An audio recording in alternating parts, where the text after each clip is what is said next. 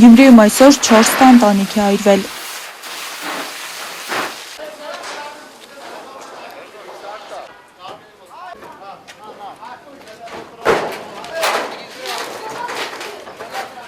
Ժամը 11:48-ի սահմաններում Շիրակի մարզային փրկարարական վարչության ճգնաժամային կառավարման կենտրոն ահազանգ է ստացվել, որ Տերյան փողոցում հրդեհ է բռնկվել։ Դեպքի վայր է մեկնել ներքին գործերի նախարարության փրկարար ծառայության մարզային փրկարարական վարչության Հրշեջ փրկարարական ջոկատից 5 մարտական հաշվարկ։ Այրվել են Տերյան 7 եւ 7-յա, ինչպես նաեւ Տերյան 5 եւ 5B հասցեների տների տանիքները, ընդհանուր 500 քառակուսի մետր տարածքով։ Հրդեհի արդյունքում վիրավորներ եւ մարդկային կորուստներ չկան։ Ըստ նախնական տվյալների հրդեհը բռնկվել է տանիքներից մեկում զոդման աշխատանքների հետևանքով։ Աստղիկ Խաչատրյան, Խանո Վանեսյան, այսօր։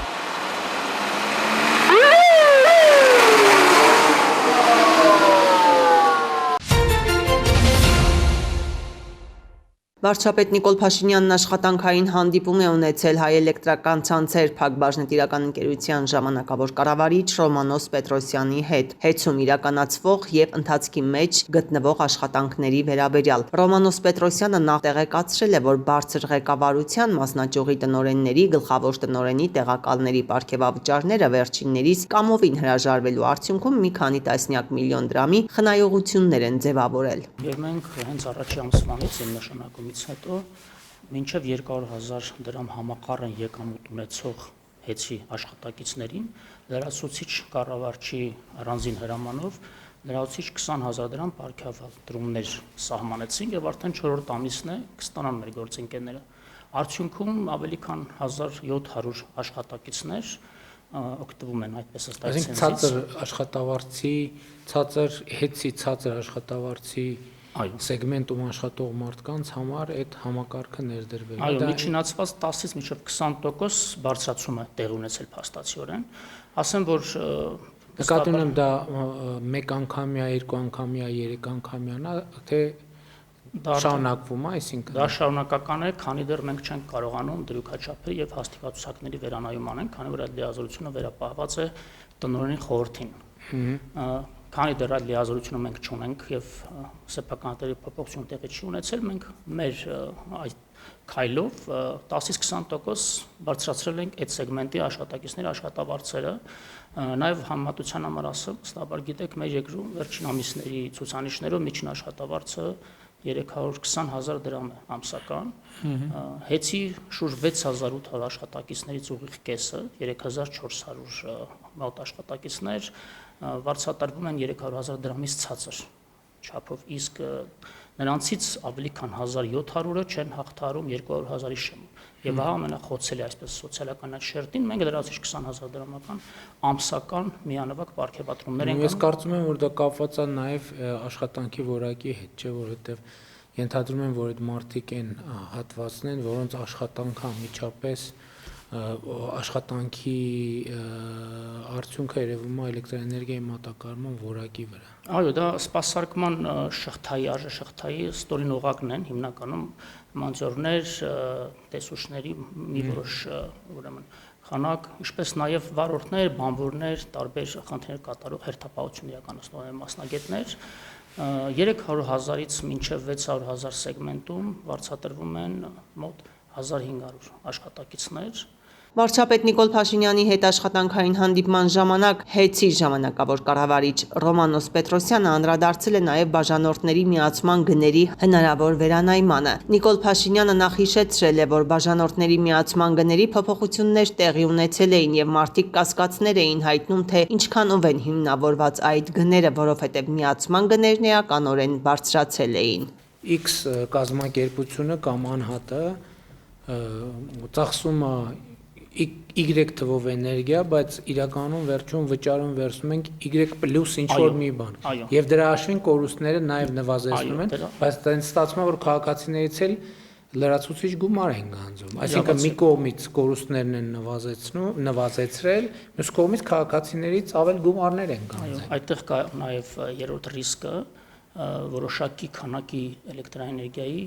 ստվերային շրջանառության արդյունքում որոշակի մոնետիզացիայի նաև գործարքներ կարող էին տեղի ունենալ։ Էլեկտրակայանի ստվերային վաճառք, ստվերային շրջանառություն, այո, ստվերային գումարներով նաև 1.5 տասնյակից ավելի քրեական վարույթներ են այս պահին նախաձեռնված, նաև տեսուչի կալանավորում ունենք ցանցերից մեկում, ով հավելագրում էր արել համայնքային ոչարեղեն կազմակերպության հաշվիչին 1 միլիոնից ավելի գումարի էլեկտրաէներգիա եւ դրանով եւ տեխնիկական կորուստները նվազեցնում, մոտեցնում, մոտարկում սահմանված ցուցանիշին 7%-ին, ինչպես նաեւ հանրության կամ պետական ու համայնքային հիմնարկների հաշվին գեներացնում են որոշակի ստվերային շրջանառության էլեկտրաէներգիա։ Այսինքն պետական հիմնարկների հաշվին ավել հոսանքի սպառած հոսանքի ավել տվյալ են։ Այո, ավելին էր վճարում պետբյուջեն, քան իրականում սպառել տվյալ հիմնարկությունը կամ այսինքն ինչ հիմնարկների մասին է խոսքը։ Համայնքային կամ դպրոցի շենքեր կարող են լինել, բժշկական կենտրոնը կարող է լինել,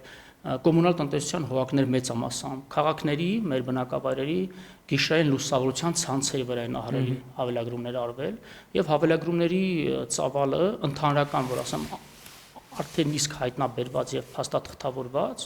անցնում են մի քանի միլիոն կիլովատ-ժամ քանակներով։ Միջինացված դա կարելի է բազմապատկել միջին սակագնով 50 դրամով օրինակ, մի քանի տասնյակ միլիոն դրամի յուրացում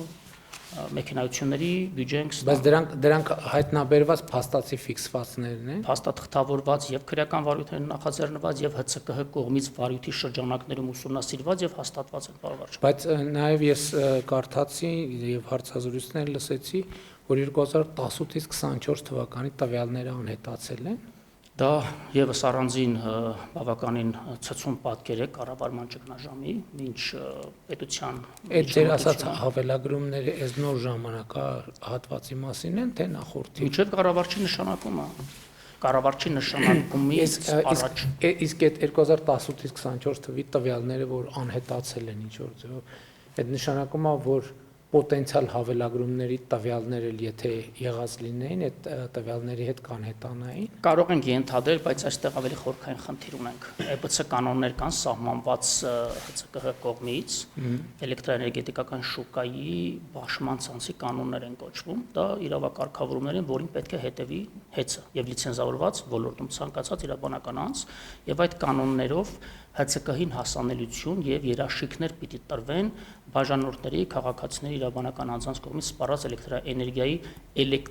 էլեկտրոնային հաշվիչներից այդպես ձևավորված համակարգում բոլոր հավաքագրված ինֆորմացիաների պիրամիդա համակարգ է կոչվում եւ 2025 թվականի ընթացիկ տարվա հունվար ամսվա առաջին օրերին նկատել են ՀԵՑ-ում պատասխանատուները, որ տարեսկզբի տվյալները չեն արխիվացվում եւ ՀԵՑ-ը ինքը ներքին ստորաբաժանում չուներ նման ծավալի շուրջ 700,000 սպառողների հաշվիչների հավաքված համակարգի մասին է խոսք հասունություն ունեցող սպասարկելու եւ այդ համակարգի սպասարկումն իրականացվում էր արտաքին միջամտության շնորհիվ, այդ թվում եւ ռուսաստանյան որոշ ընկերությունների, որոնք կամ ուղղակիորեն մաս են կազմում դաշինի ընկերությունների խմբին կամ արտապատվիրակված են այդ ծառայությունները ռուսական ընկերությունների 40-ից ավելի դոստուպներ ուներ համակարգը այդ փուլում մեր ուսումնասիրություններն են դա ցույց տալիս եւ ահա այդ 40-ից ավելի դոստուպ ունեցող անձանցից ոմանք կամ ինչ-որ խումբ պարզապես կամ կանխամտածված կամ ցածր կոմպետենտության արդյունքում հունվարի սկզբին այդ խնդիրը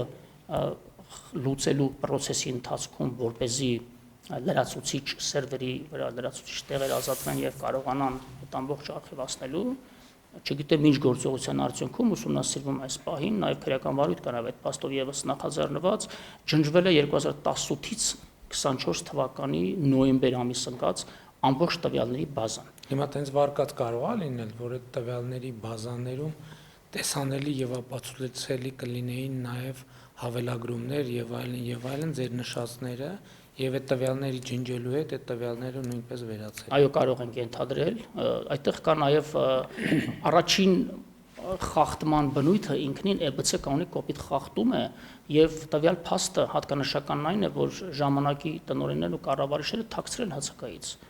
Թեպետ ծառայական քննություն են նշանակել, որոշակի մեղավոր շրջանակներ են դուրս բերել եւ այդ ամբողջ փաստաթղթերը հետցում պահվում են խնամքով, բայց որևէ կերպ հաշվետվություն չի արտացոլվել ՀՑԿՀ ներկայացվող, ինչը լիցենզիայից բխող առաջնային պահանջ է նաեւ։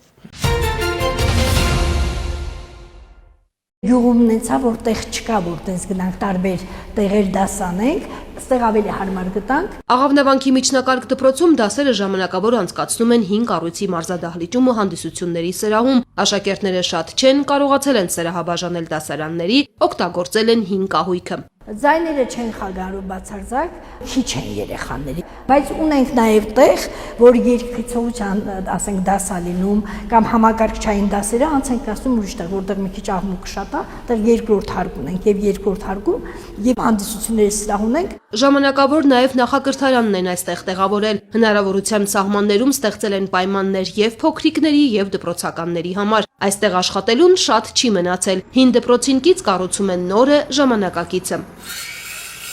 Հին դպրոցը կառուցվել էր 1975-ին, խարխլվելու հիմնական պատճառը խոնավությունն է եղել, մոտ է գետին, նորը կառուցելիս հաշվի են առել բոլոր ռիսկերը։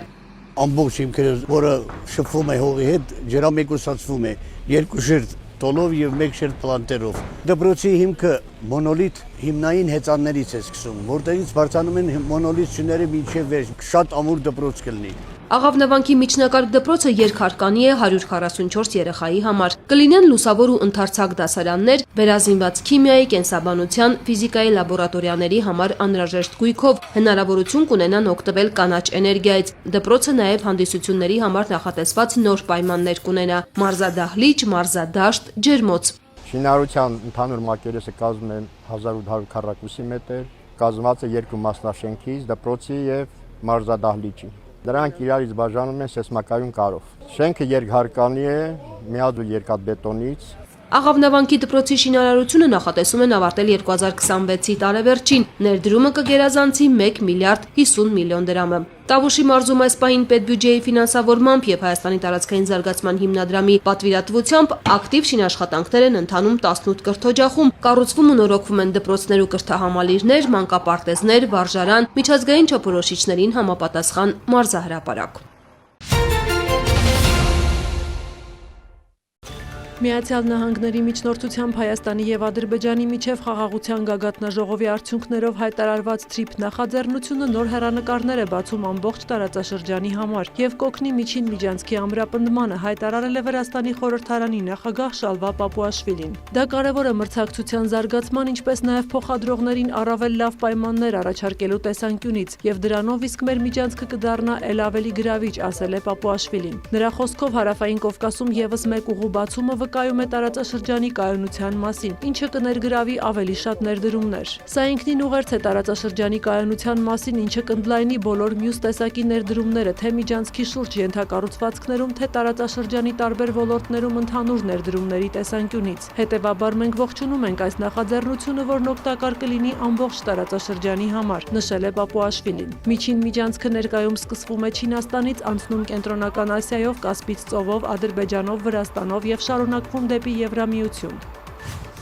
Ժնևում Ուկրաինայի եւ Միացյալ Նահանգների պատվիրակությունների միջև կայացած հանդիպումներում որոշ համաձայնություններ են ձեռք բերվել ռուս-ուկրաինական հակամարտությունը դադարեցնելու շուրջ։ Հանդիպումներին ներկա են եղել նաեւ եվրոպական երկրների ներկայացուցիչները։ Ամերիկյան առաջարկը մի շարք փոփոխությունների է ենթարկվել, սակայն դա փաստաթղթի վերջնական տարբերակը չէ։ ԱՄՆ պետքարտուղար Մարկո Ռուբիոն հայտարարել է քննարկումների եւ առաջարկների արդյունքում փաստաթղթի նախագիծը դեռ կփոփոխվի։ Առաջիկա օրերին նախատեսվում է շարունակել ինտենսիվ աշխատանք։ Ռուբիոյի խոսքով գրանցվել է ահռելի առաջընթաց։ ԱՄՆ նախագահ Դոնալդ Թրամփը զգուշավոր լավատեսությամբ է վերաբերվում բանակցությունների արդյունքներին։ Չենք հավատա մինչև չտեսնենք, բայց հնարավոր է ինչ-որ լավ բան է տեղի ունենում, նշել է նա։ Եվրոպացի քաղաքական գործիչները ողջունել են բանակցություններում առաջընթացը, միևնույն ժամանակ շեշտելով, դեռ հարկավոր է երկար աշխատել խաղաղության ծրագրի շուրջ։ Եվրոպական երկրների առաջնորդներն ավելի վաղ կարծիք էին հայտնել, որ առաջարկվող պայմանները շատ նպաստավոր են Մոսկվայի համար եւ իրենց առաջարկ առաջարկներն էին ներկայացրել։ Ռուսաստանի նախագահի օգնական Յուրի Ուշակովի խոսքով Մոսկվան առավոտյան ծանոթացել է եվրոպական պլանին։ Այն լիովին ոչ կառուցողական է եւ մեզ հարմար չէ, նշել է նա հավելելով. այնուամենայնիվ ամերիկյան ծրագրի կետերից շատերն ընդունելի են։ Իր հերթին Ռուսաստանի նախագահ Վլադիմիր Պուտինն իր թուրք գործընկեր Ռեջեփ Էրդողանի հետ զրույցում նշել է. ամերիկյան նախնական առաջարկները համապատասխանում են Ալյասկայում տեղի ունեցած բարձր մակարդակով քննարկումներին եւ կարող են հիմք հանդիսանալ վերջնական խաղաղ կարգավորման համար։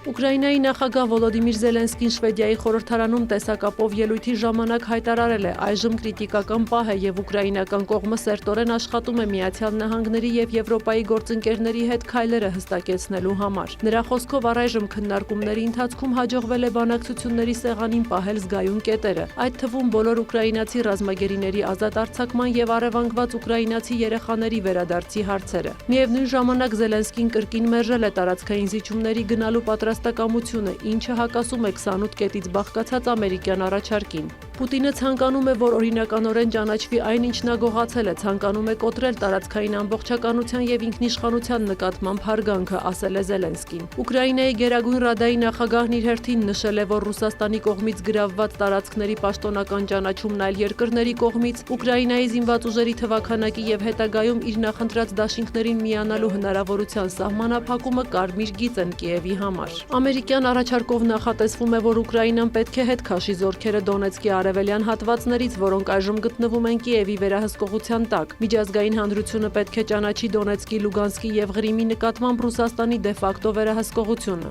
Բացի այդ, Ուկրաինան պետք է նվազեցնի իր զինված ուժերի թվաքանակը ներկայիս 880 հազարից հասցնելով 600 հազարի։ Նաեւ պետք է հրաժարվի ՆԱՏՕ-ին անդամակցությունից փոխարենը ստանալով անվտանգության հուսալի երաշխիքներ։ Ռուսաստանն էլ պարտավորվում է չներխուժել հարևան երկրներ։ Բացի այդ, Ռուսաստանի նկատմամբ պատժամիջոցները կչեղարկվեն եւ երկիրը նորից կինտեգրվի համաշխարհային տնտեսության մեջ։ Սյուզաննա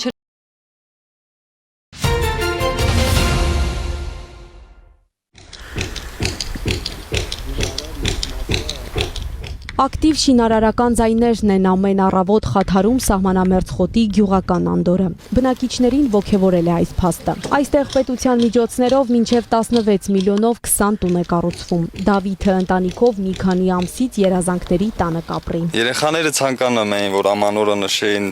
Թազա տանը, բայց ցավոք չստացվեց, մի երկու ամիս տարբերություն կունենա։ Գյուղը շատ եմ սիրում, հենց գյուղում էլ ցանկացել եմ, դաժե այս ծրագիրը եթե չլներել, ես բարդադիր տեղ էի ապրելու, որտեղ ամեն ինչը կա, ապրելու պայմանը կա, ինքը շատ հարմար գյուղ է, կարելի ասած փոքր քաղաք է այս գյուղը։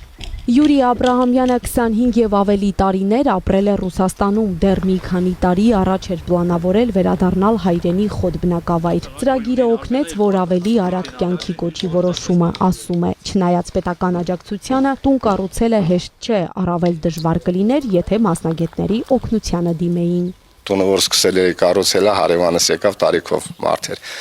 Ասում է, գիտես առաջ հարևանին ինչ անես կա տվել։ Ասում եմ չէ, ասում ասելա դու էլ իմ նման տուն կառուցես։ Հեշտ չի, բայց դե գիտես որ կառուցում ես, գիտես որ դու քո ձեռքերի շնորհիվ է կատարում, վաղն էլ քո երեխան, թոռը, ծոռը ապրելու են, հիշելու են, որ դու ես կառուցել տունը։ Ընդհանուր մակերեսը 120 քառակուսի մետր է, 16 միլիոնի դիմաց անհնարին էր կառուցել, մոտորապես արդեն 4-ից 5 միլիոն մեր սեփական ընտանեկան բյուջեից եք ներդրել, որոշ քանակի արդեն պարտքեր են կուտակվել, թեկուզ քիչ, բայց արդեն կուտակվել են միջև ավարտին հասցնելը, բայց պարտավոր եք ավարտին հասցնելու։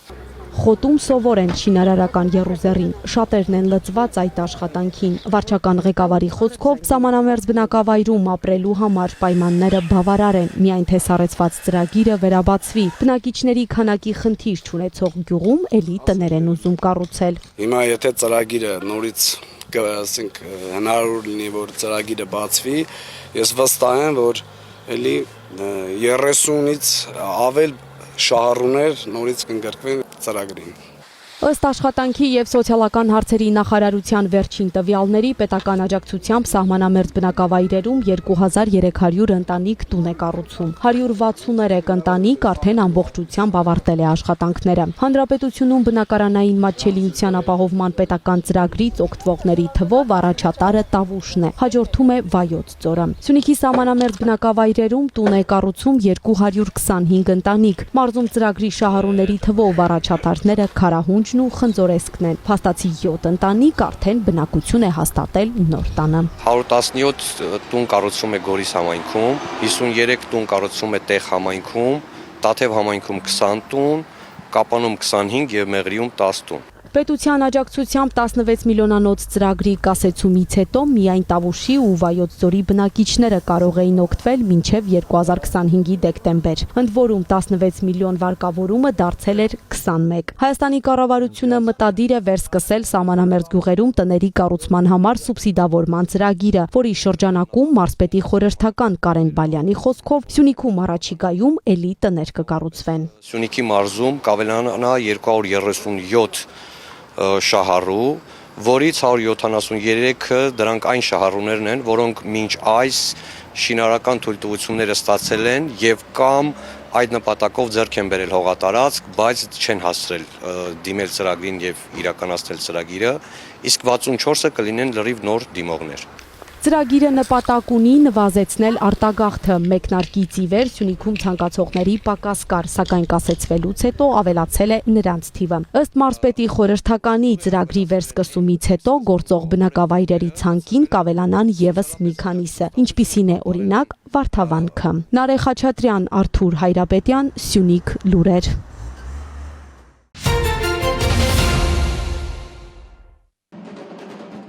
Գավառի Գրիշա Ափրոյանի անվան մարզադպրոցի գանձակի տարածքային ստորաբաժանումը մարզիչ Արաքս Մարգարյանի նախաձեռնությամբ նշում է Այկիկենդո կարատեի խմբակի հիմնադրման 10-ամյակը։ Հանդիսավոր միջոցառմանը մասնակցում են Այկիկենդո կարատեի խմբակի մարզիկները, նրանց ծնողները, հյուրեր։ Հրավիրված են Այկիկենդո կարատեի ֆեդերացիայի նախագահ Դավիթ Աթանեսյանը եւ Գավառի համայնքապետարանի ու մարզադպրոցի աշխատակազմի ներկայացուցիչներ, ինչպես նաեւ մարզիկներին ֆինանսապես եւ բարոյապես մշտական աջակցող գանձակցի Ռուսաստանի Դաշնությունում ապրող Վաչիկ Իսրայելյանը։ Ես շատ հպարտ եմ, որ Գավառ քաղաքում այս ծևի միջոցառումներ են կազմակերպում ու նայելով աշխարհի խաղերն, աշխարհի այդ ամեն ինչը Գավառում գալիս է ոսկե մեդալ, արծաթե մեդալ, իրոք ես շատ եմ հպարտանում։ Շնորհավորական ելույթներով եւ շնորհակալանքի խոսքերով հանդես են գալիս նաեւ Դավիթ Աթանեսյանն ու Արաքս Մարգարյանը։ Շնորհակալություն եմ հայտնում Գավառում սպորտի եւ երեխաների դաստիարակության հարցում մեծ ավանդույթ ունենալու համար, իրենց մեր ներդրումը ունենալու համար, բոլոր մարդկանց, ովքեր որ այսօր նպաստում են դրան, շնորհակալ եմ անձամբ։ Եվ ուզում եմ, որ այս արդեն տղաները, որոնք արդեն կարատեիստ են գործում, իրենք մեր վաղվա ապագան երբողներ են ու վստահ ձեռքերում կարող են մեր երկրի ապագան կառուցել։ Շուրջ 10 տարի է արդեն դասավանդում եմ Այկիկենդո կարատե մարտարվեստով եւ այս 10 տարիների ընթացքում ունենք շատ մեծ հաջողություններ եւ այդ հաջողությունները առանց դες անհնար է դարձնել։ Ես շնորհակալ եմ բոլորիցս անհատապես։ Գավառի մարզադպրոցի գանձակի Այկիկենդո կարատեի տարածքային ստորաբաժանման 10-ամյակին նվիրված միջոցառումն ուղեկցվում է Գանձակի երաժշտական դպրոցի պարարվեստի բաժնի սաների եւ Հայկ Սիրականյանի դհոլահարների համույթի գեղարվեստական կատարումներով։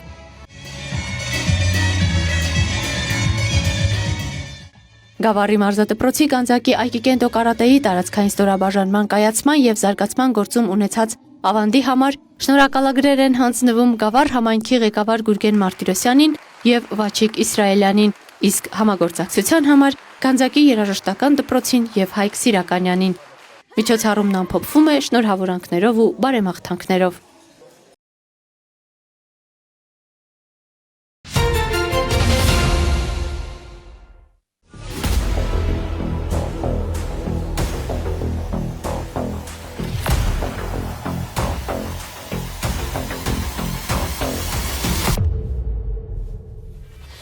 Ոստիկանության եւ քննչական կոմիտեի ծառայողները հանցավոր զանգերի կենտրոնում անսպասելի խուզարկությունն իրականացրին նոյեմբերի 20-ին։ Միջոցառման հաջողությունը մեծապես կախված էր նաեւ անսպասելիությունից։ Իսկ հանցավոր զանգերի կենտրոնի վերաբերյալ տեղեկությունը քրեական ոստիկանության կիբերհանցագործությունների դեմ պայքարի վարչությունում ստացվել էր ավելի շուտ։ Կիբերհանցագործությունների դեմ պայքարի վարչությունը համայնքային ոստիկանության գլխավոր վարչության ծառայողների հետ ձեռնարկած միջոցառումներով պարզել էր, որ մի խումբ անձինք նախնական համաձայնությամբ Արաբկիր վարչական շրջանում վարձակալել էին կոմերցիոն նշանակության տարածք եւ այդ տարածքում տեղակայել էին զանգերի կենտրոնների համար նախատեսված համակարգչային տեխնիկան։ Հետագայում ձեռնարկած միջոցառումներով պարզվեց, որ այդ զանգերի կենտրոնը ուներ հանցավոր ուղղվածություն եւ նախատեսված էր առանձնապես խոշոր չափերով համակարգչային հափշտակություններ կատարելու համար։ Հանցավոր կազմակերպության անդամներն իրավապահ մարմինների օպերատիվ տեսադաշտում չհայտնվելու նպատակով նախապես արտաքինից քողարկել էին հիշյալ տարածքը, ձեռնարկել անվտանգության միջոցներ, ինչից հետո միայն իրականացրել անձանց հավաքագրում եւ հանցավոր գործունեության մեխանիզմի յուրացման նպատակով վերապատրաստման դասընթացներ։ Այսպիսով ապահովել էին համացանցային հեռախոսազանգերի եւ հեռահար հասանելիությամբ օգտագործվող համակարգիչների կիրառմամբ օտարերկրյա պետություններում գտնվող քաղաքացիների ֆինանսական միջոցների հափշտակության համար բարենպաստ պայմաններ։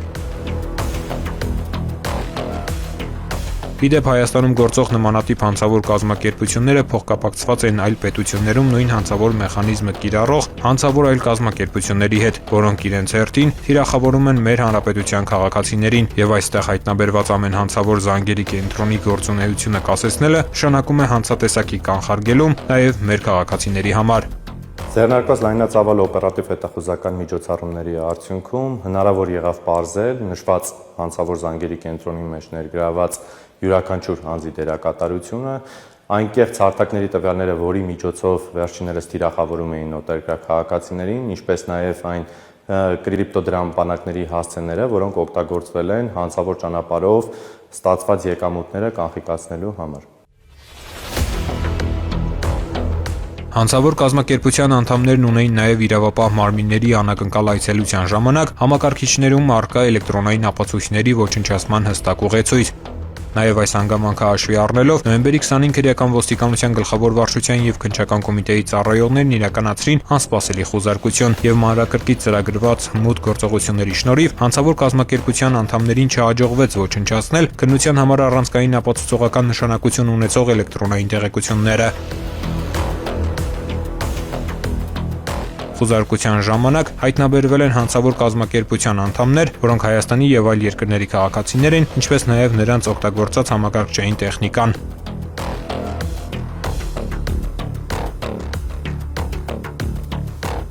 Ձեռք բերված փաստական տվյալների շրջանակում քննչական կոմիտեում իրականացվում են համապատասխան վարույթային գործողություններ հանցավոր կազմակերպությունում ներգրավված բոլոր անձանց քրեադատավարական կարգավիճակը որոշելու ուղղությամբ։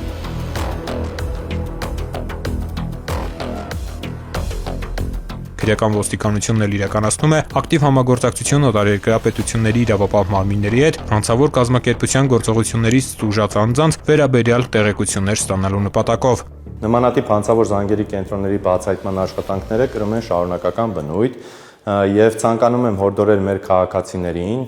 եթե ստացել եք նմանատիպ զանգերի կենտրոններում աշխատելու առաջարկ, պարզապես մերժեք այդ առաջարկները հետագայում քրեական պատասխանատվությունից խուսափելու համար եւ կխնդրեմ, որպեսզի այդպիսի տեղեկություններ ունենալու դեպքում դրանք փոխանցեք իրավապահ մարմիններին։